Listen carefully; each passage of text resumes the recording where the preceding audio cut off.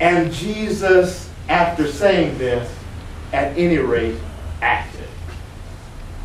What does this have to do with me? But he acted anyway. He said, go and get the water and place it in the jugs that are sitting over there for the purification.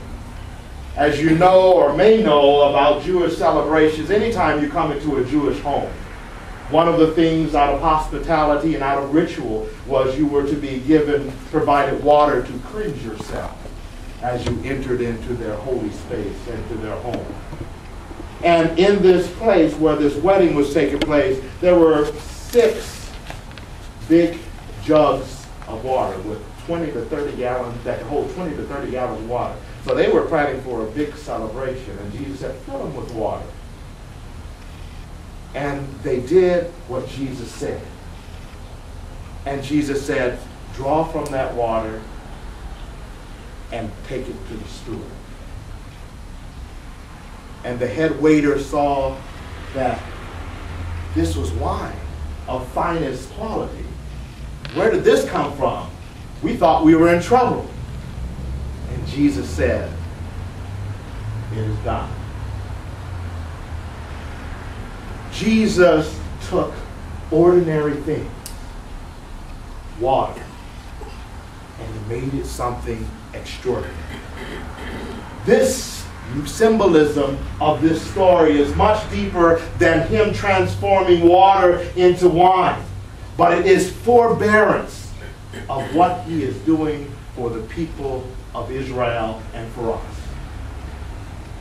He is taking people who are ordinary people, who had a relationship with God, but an ordinary relationship, and he's kicking it up a notch.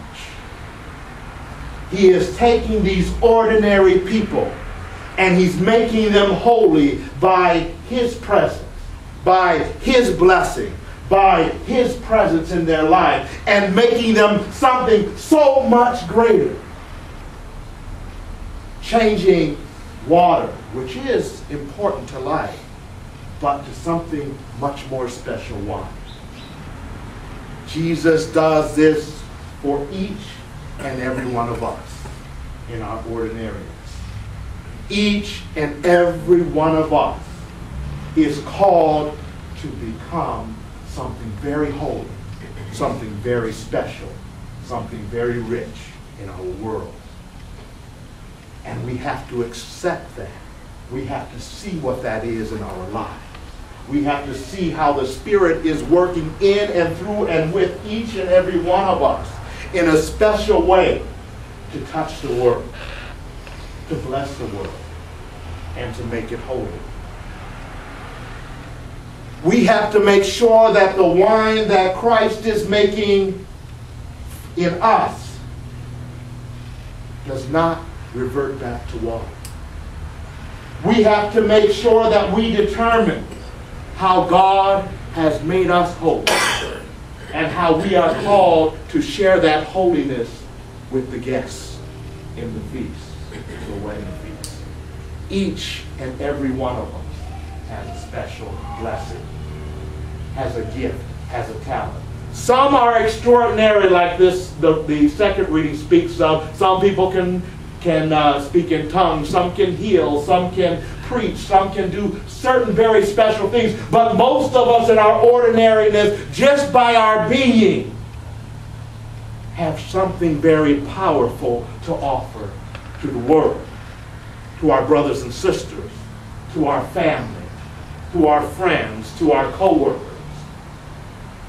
And just in being that, we are taking the gift, the sign, the symbol that Jesus has placed upon us and has made us by our baptism, has made us in our baptism very special for the world.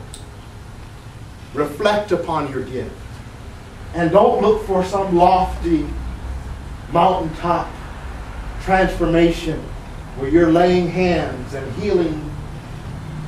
But look for that simple gift that is you, that God has made in you. that you affect in others, that you affect in your life, that is so holy. And let that shine forever. Let it be something that Christ can be proud of. That's our mission. That's our ministry. That's our call. In our ordinariness, we must become extraordinary so that Christ's will, Christ's mission, and God's blessing continues to flow on our earth.